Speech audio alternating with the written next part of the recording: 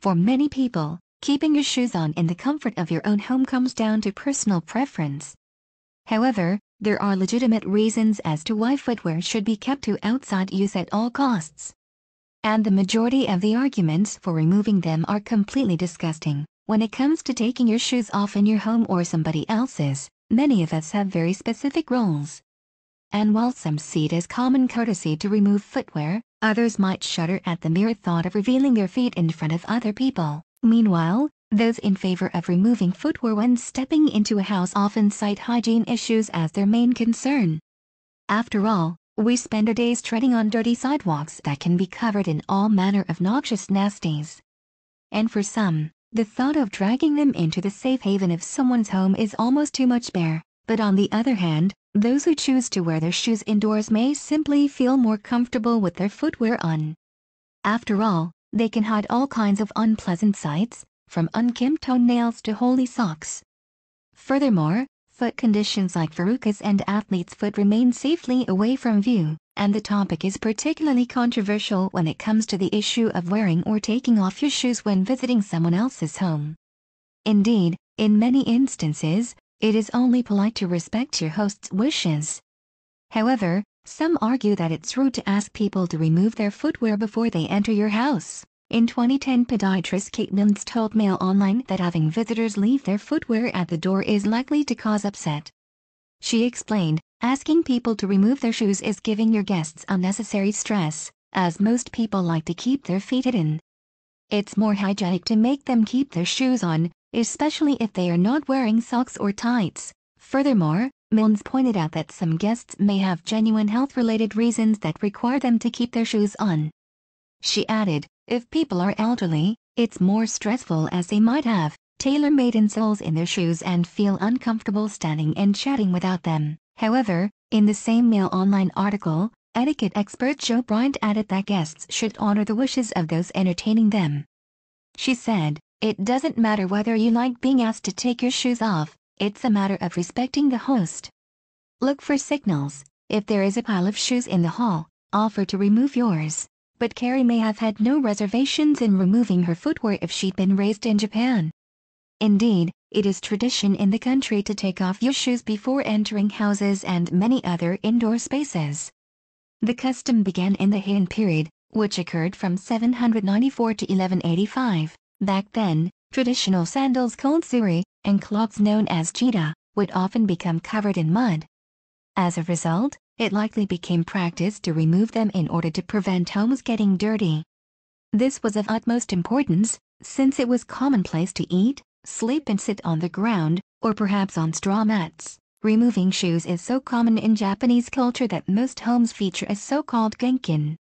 This small, sunken room is in the entrance of the house, and especially built for taking off footwear.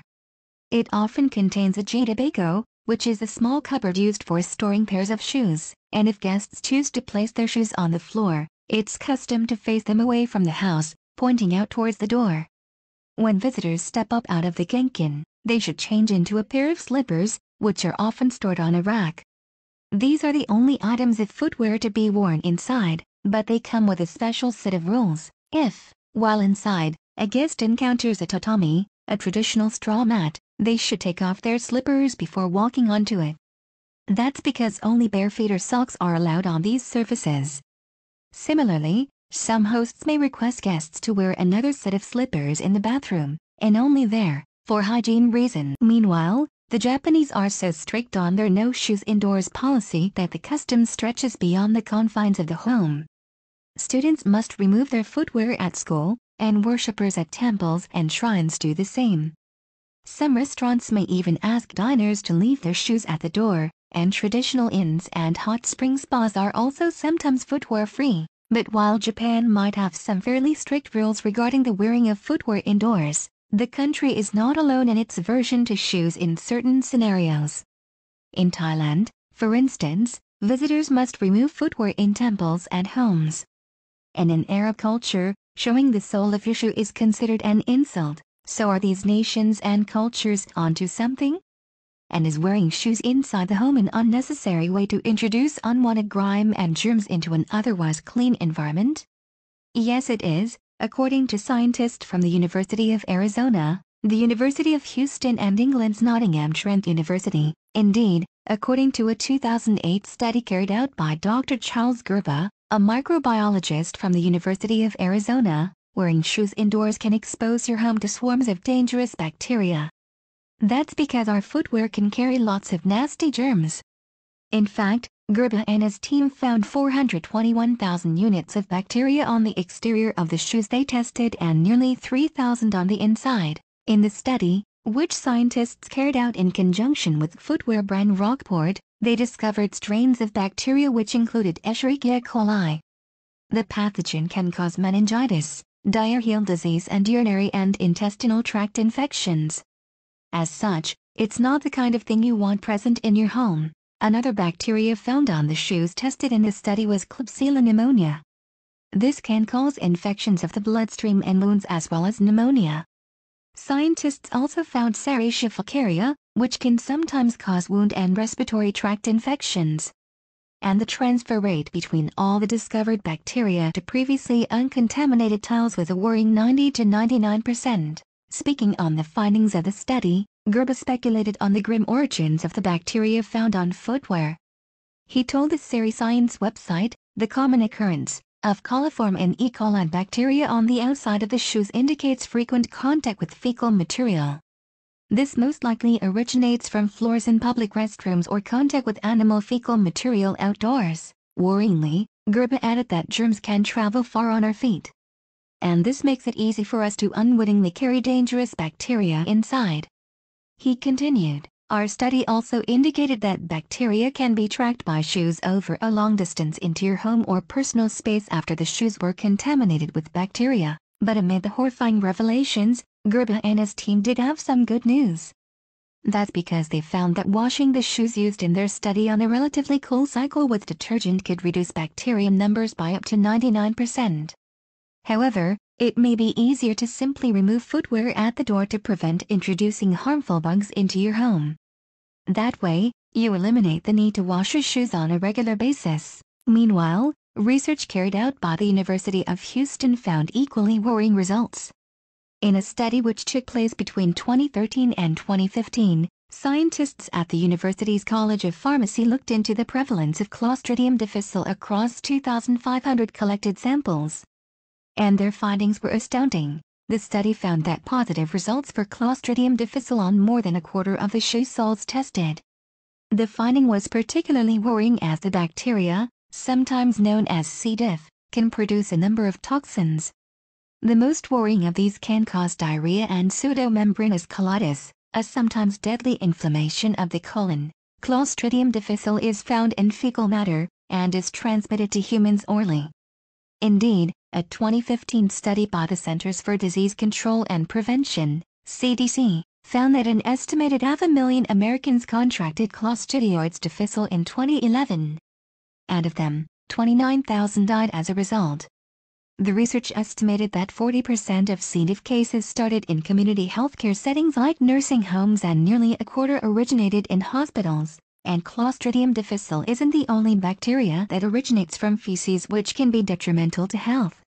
With that in mind, Nottingham Trent University science lecturer Michael Laughlin said it was specifically these kinds of germs that we should be worried about spreading through our shoes. In 2018, Laughlin explained to The Independent, microbes exist all around us and will become attached to surfaces they come in contact with. The bacteria found on shoes will have come from what we walk through. So really clean your shoes if you have walked through animal fecal matter, as they may contain bacteria that could harm us. As a result, Laughlin said that there was no need to be worried about bringing bacteria into the home via footwear. Unless, of course, you've been unfortunate enough to tread in animal feces. He continued, it is all about managing risk.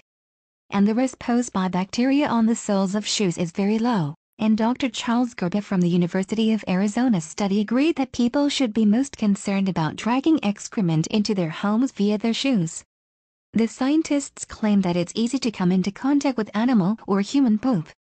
This is thanks to irresponsible pet owners and public restrooms that are far from sterile. In an interview with Today Home in October 2018, Gerba revealed the prevalence of animal waste in our everyday environments.